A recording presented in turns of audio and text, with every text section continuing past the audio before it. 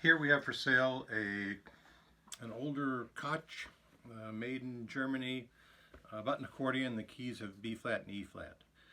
This was actually from the era when it was transitioning. I think Hohner had already bought the company, and so it has mostly Hohner components. This grill is Hohner, the keyboard's Hohner, reed blocks and reeds are Hohner. All the mechanicals, the buttons, the mechanism. The case seems to still be the Koch. The Hohners all mostly had metal corners on the frame. Anyway, so had quite a bit of work done on this. The grill cloth was replaced both front and rear. I've got a couple of pictures of the rear during the process of stripping off the old one and gluing down the new one. And this, as you can see, I've got before and after pictures of this keyboard. When I got it, it had the classic broken through between the buttons ailment, which I now remedy with these metal plates. These are CNC machined with 21 slots. They're not holes, they're oblong slots. And it provides a very nice long-wearing surface. I've actually CNC radiused all the perimeter of each of these holes, so very nice in the fingers. And an advantage of this is then it allows me to provide button travel limiting. The classic Hohners, the buttons dive down into the holes. I've got a piece of felt. I've got a picture of that where I put that underneath them. So now it limits it, gives it a nice, quiet feel. As you can hear, it's very, very quiet because I've also repadded this. I used sort of extra thick padding material, both on the treble side and on the bass side, bass and chords. All new pads there. And on the bass side, I've also added new cushion rings underneath the key tops so that both pressing and releasing is quiet. Okay, what else? Yeah, I've got before and after pictures of this keyboard thing. This has the Hohner reeds. These are the H reeds, aluminum, so it's quite light. I'm going to go weigh it less than 6 pounds with a strap, so quite light and nice. I've put new bellows gaskets and makes it very tight. You can see just by the weight of it, it takes a long time to compress. I did have, I found some other mechanical things. There were glue blocks that had come undone. I had to do some re-gluing on the case, but got that all nice and tight. I added an anti-resonance crossbar between the two treble blocks to minimize the undesirable wah-wah effect, and tuned it all to A440 reference, about 2 hertz on the low notes to around 4 or 5 hertz at the high notes. I added new shoulder strap brackets. It has a thumb strap. I've reversed it.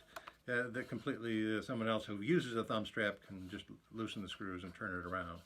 So I just use a shoulder strap, so I've taken it out. But, well, let me squeeze it a little. I did have, well, there was one, the treble reed blocks that was bowed. It was cupped, so it was sort of concave on the bottom, so it would leak air when any of the middle buttons were pressed. So, and this was the era, it wasn't very long-lived, where instead of putting the felt onto the case and the reed blocks are bare wood, it was the opposite. The reed blocks have the felt, and then the case is bare wood. So it makes it more difficult to flatten. I had to rip off the old felt. I've got pictures of me putting witness lines and sanding it flat, and then I had to reattach new felt and cut 21 holes in it to get it working again. Has accidentals, not low notes. Let's see.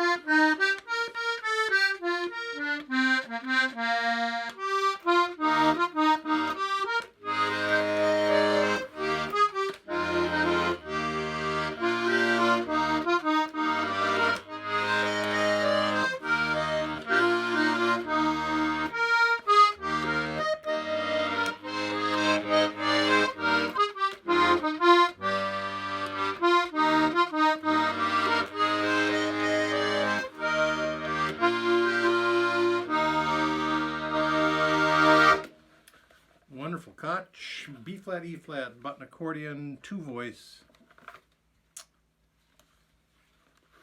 Desperately seeking a new owner.